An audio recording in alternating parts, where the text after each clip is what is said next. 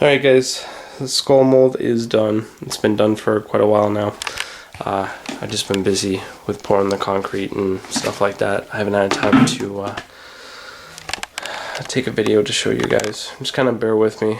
Kind of got a cold right now. But what I did, trimmed it all up, put the bolts through it, and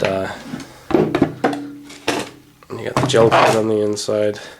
And I was kind of looking at it. I had a hard time getting the original out, but it's pretty thin and plastic rots over time too, right?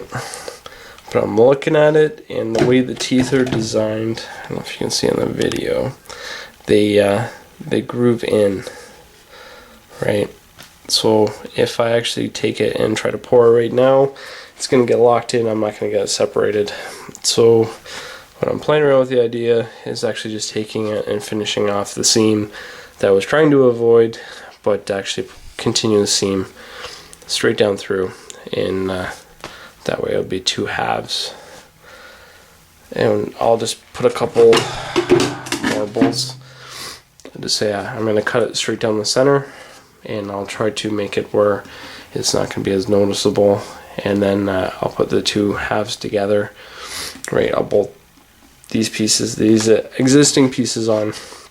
I'll put aluminum tape down into the seam, and I'll fiberglass it again, adding a seam all the way down through.